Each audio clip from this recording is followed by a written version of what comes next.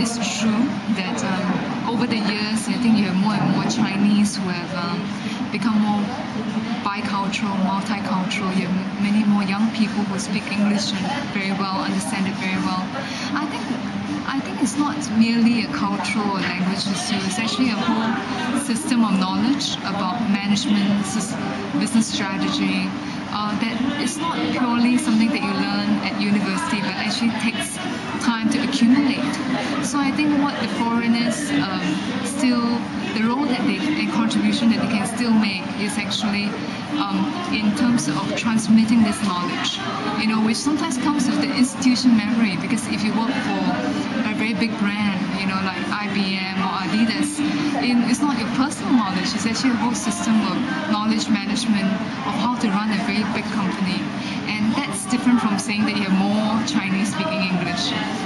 So I think what foreigners can bring is actually an institutional memory of what it means to run a business well, across the globe.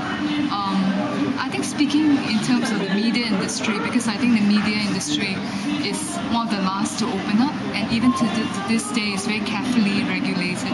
So I think for someone like me who works in the media, it's actually the idea of being able to be very fluent in terms of different environments, understanding representations and points of view.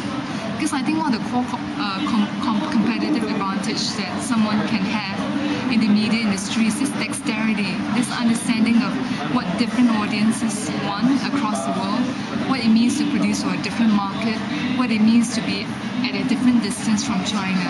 So I think it's something that when I was lecturing at the Beijing Film Academy, I always encourage the students to think about. Like, I'll ask them, you're making this film for CCTV, how will you make it? But if you're making it for a local provincial TV station, how will you be making it? But if you're making it for Discovery or PBS, well, how will the perspective be different?